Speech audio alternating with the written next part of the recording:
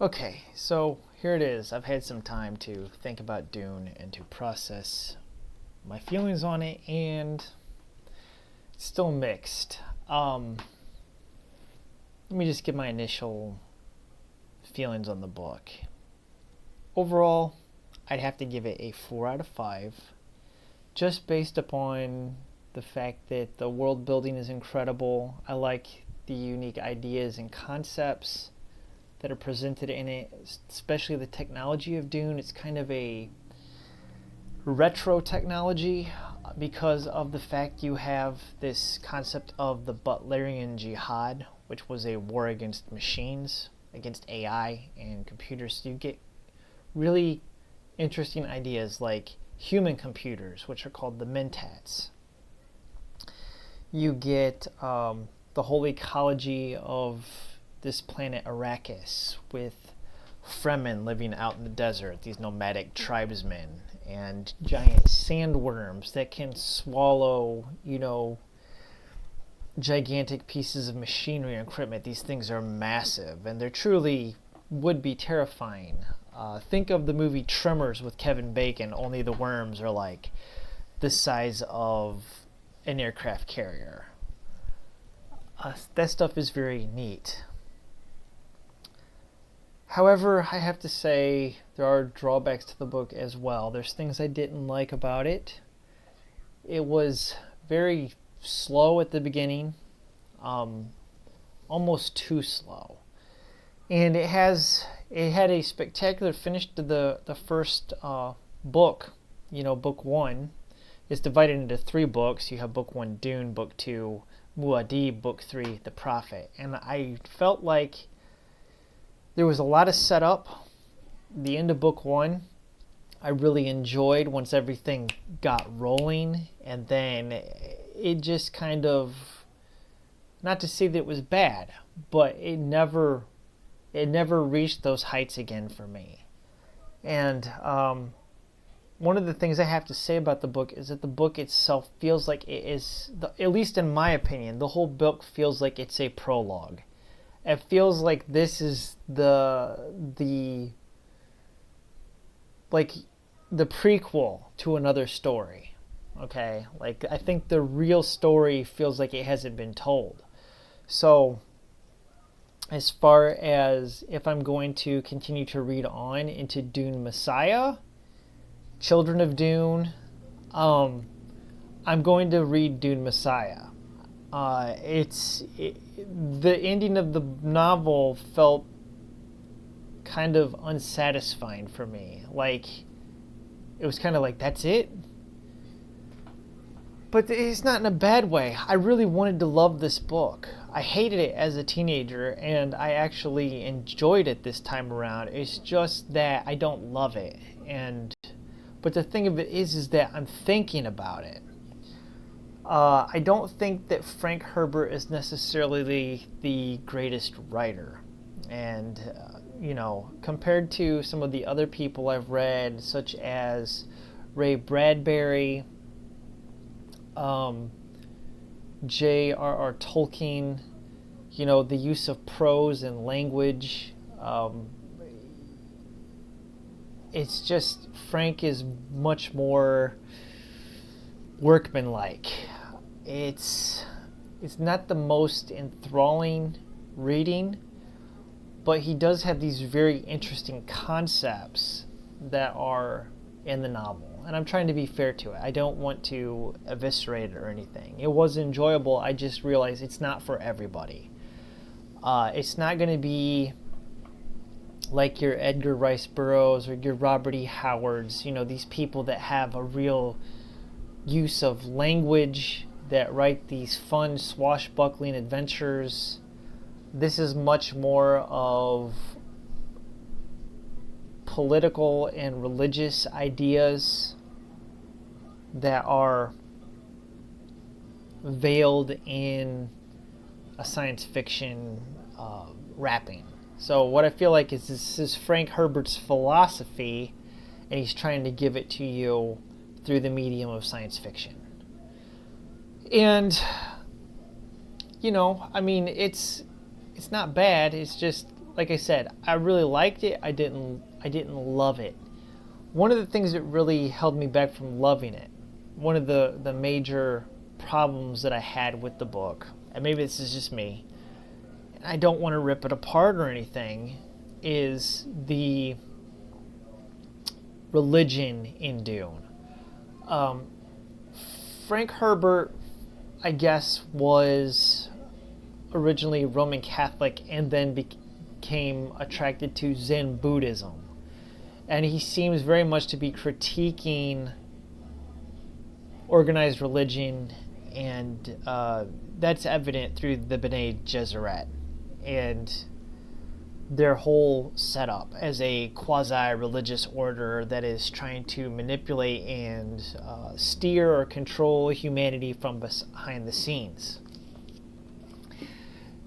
Often in this book you see the Orange Catholic Bible being recited. The Orange Catholic Bible is not a biblical text like the Bible.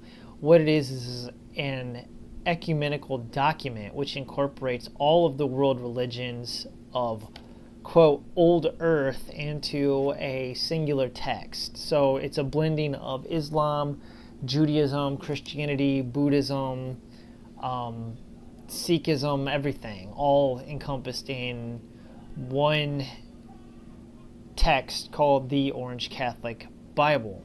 You find this really laid out in Appendix 2 in the back of Dune. And so it says there's 14 sages whose book was the Orange Catholic Bible, whose views are expressed in the commentaries and other literature produced by the Commission of Ecumenical Translators, the CET. He does go into a little bit on the Bene Gesserit, who deny they're a religious order, but they operate behind a screen of ritual mysticism.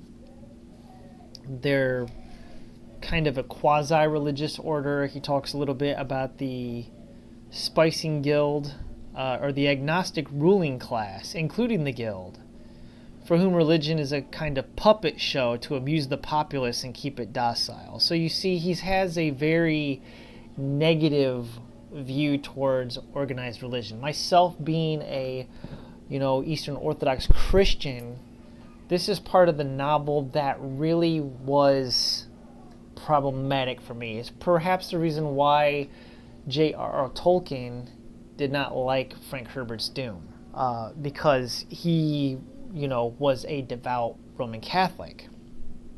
I'm not Roman Catholic, but I am Orthodox Catholic. So Frank is very down on organized religion. He says here that there's two main things in Frank Herbert's universe that had a major influence on religion. One was the war against the machines, the Butlerian Jihad, which influenced the technology of Dune, which is why it has a kind of retro technological aspect to his universe. And the other one was space travel. Space travel influenced the religion as well. So this whole universe is set 10,000 years in the future from us.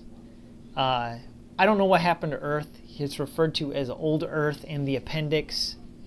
I don't exactly know what happened to the planet, but it's clear that humanity has moved beyond Earth.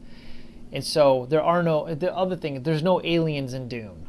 There are no extraterrestrials. We have humanity, which has gone out to colonize the planets. There's a lot that's not. There's a lot of stuff in the novel that's not fully explored.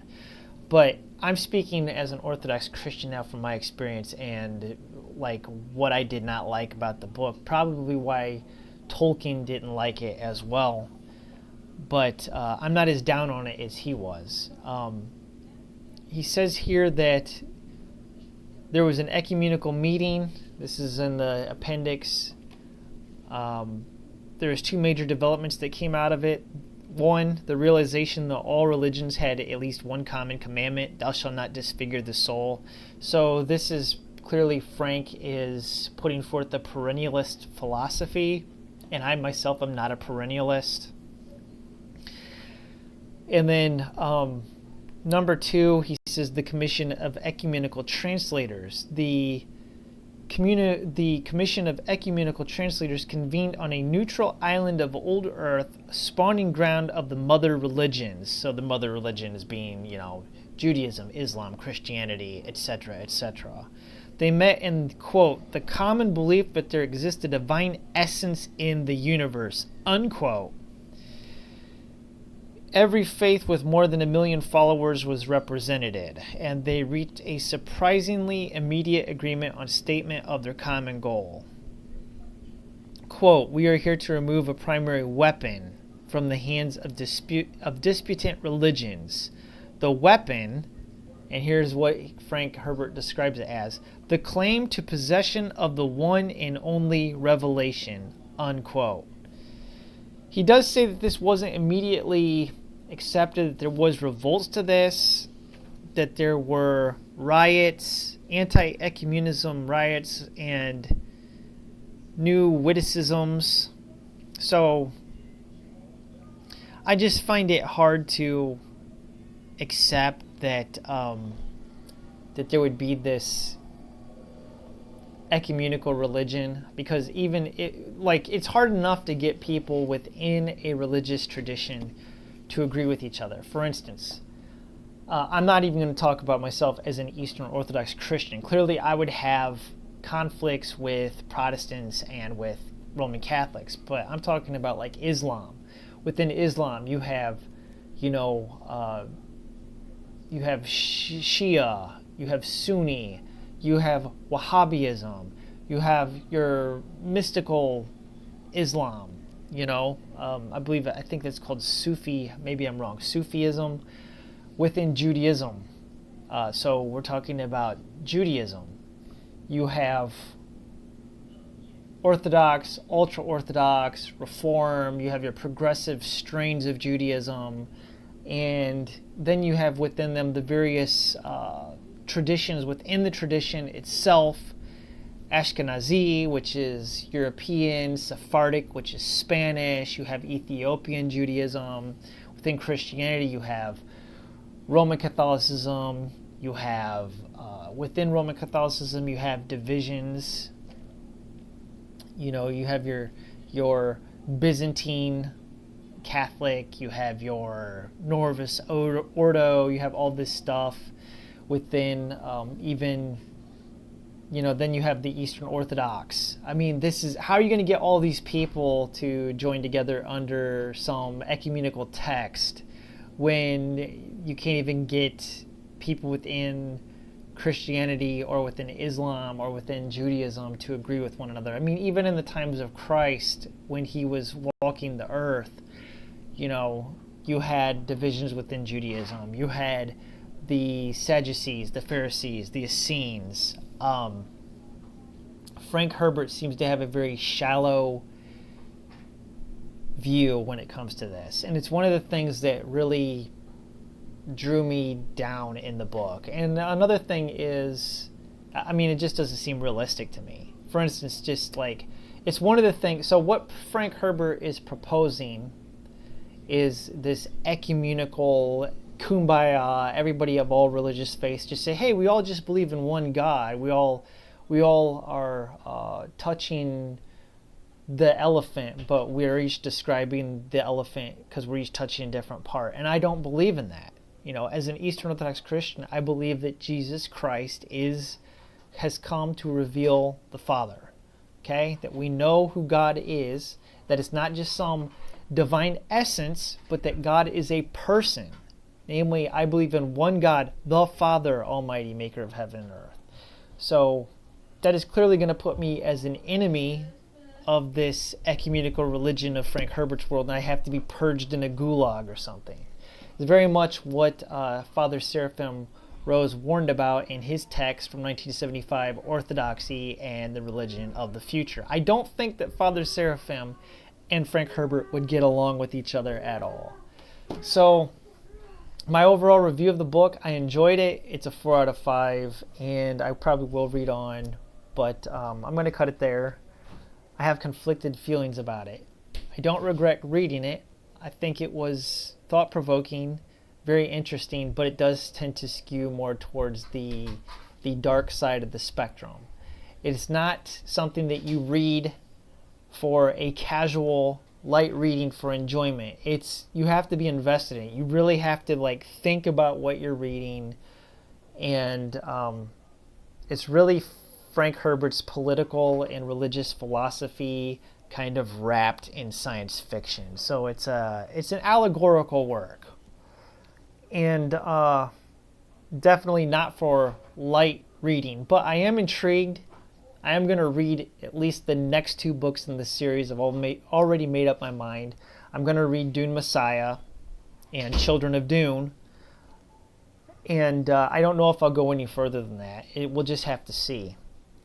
But I'm intrigued enough. Like I said, the whole novel really feels like a prologue for the real story. And I'm intrigued enough to keep reading on. So that's all I have to say. I don't want to sound like I'm overly negative on it, because I don't think it was bad. I think that it's thought-provoking. Definitely, it's hanging with me. So, thanks for watching. Have a wonderful day.